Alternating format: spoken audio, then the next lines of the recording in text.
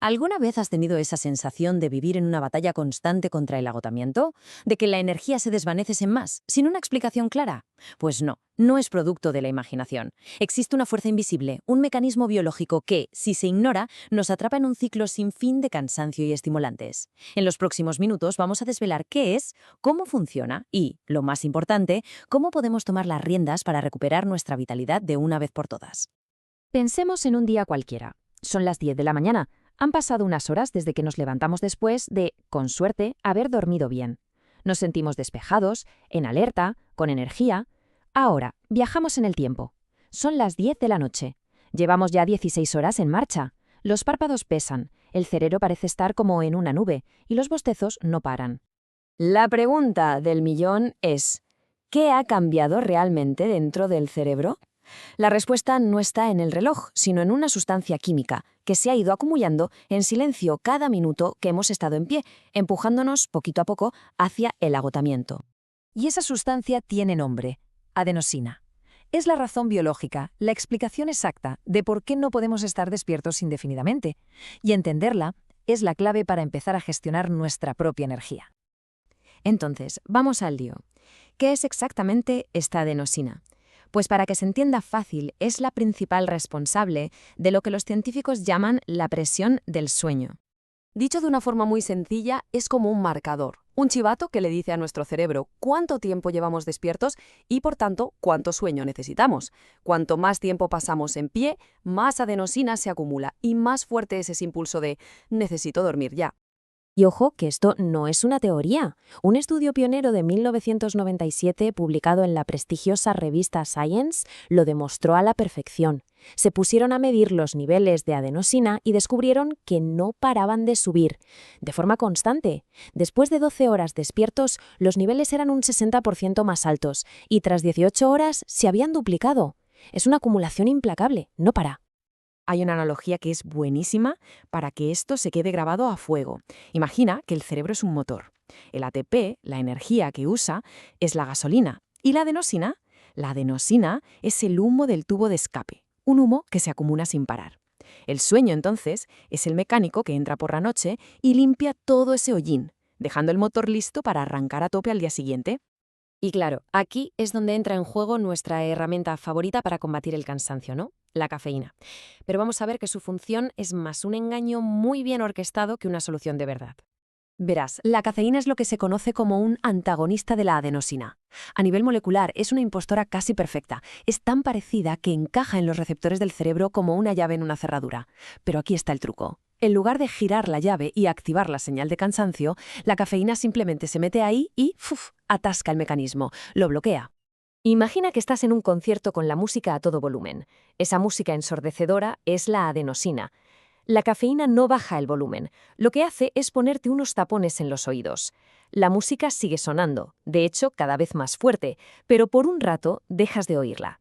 El problema, claro, es que tarde o temprano esos tapones se caen. ¿Y cuánto dura ese efecto? Pues aquí viene un dato crucial. La vida media de la cafeína es de unas 5 a 6 horas. Ojo, vida media. Eso significa que 5 o 6 horas después de tomar un café, la mitad de esa cafeína sigue activa en nuestro sistema. La mitad. Vamos a un ejemplo práctico para que quede clarísimo.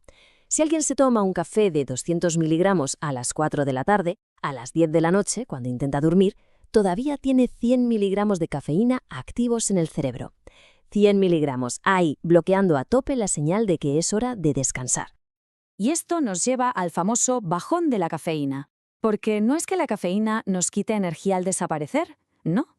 Es que cuando su efecto bloqueador se desvanece, es como si se rompiera una presa. Toda esa adenosina que se ha estado acumulando en silencio, de repente inunda nuestros receptores de golpe. No es un bajón, es un tsunami de fatiga que nos golpea con toda su fuerza. Ignorar estas señales de la adenosina día tras día tiene un coste.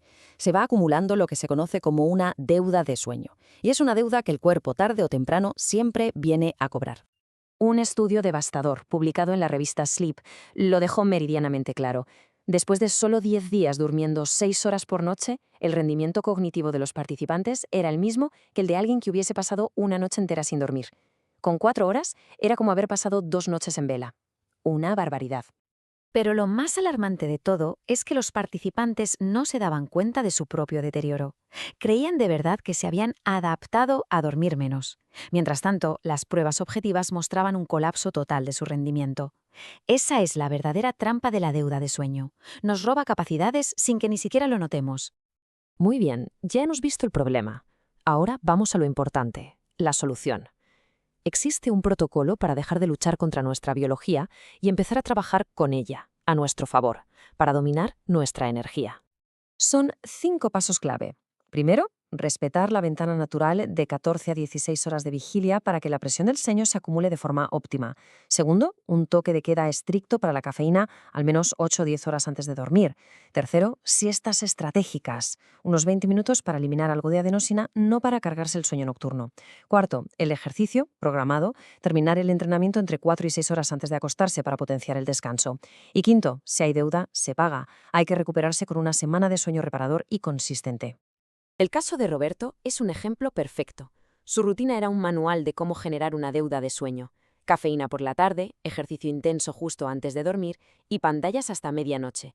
El resultado, un sueño de pésima calidad. Pero al aplicar este protocolo, los cambios fueron drásticos. A las 4 semanas, el propio Roberto lo decía, su energía era estable durante todo el día, ya no era una montaña rusa. Pasó de necesitar la cafeína para sobrevivir a simplemente disfrutarla. Había pasado de luchar contra su adenosina a trabajar en armonía con ella. La conclusión de todo esto es que necesitamos cambiar de perspectiva. La adenosina no es el enemigo a batir con estimulantes, es una señal vital de nuestro cuerpo. La científica que descubrió el papel de la adenosina lo resumió a la perfección. Es como la luz de revisar motor del coche. Se puede ignorar, taparla con cinta aislante, pero el problema en el motor no solo no desaparece, sino que empeora. La clave, por tanto, no es luchar contra nuestra biología, sino trabajar con ella. Si este análisis ha aportado un poco de claridad, nos ayudaría mucho que nos apoyes a seguir fomentando buenos hábitos.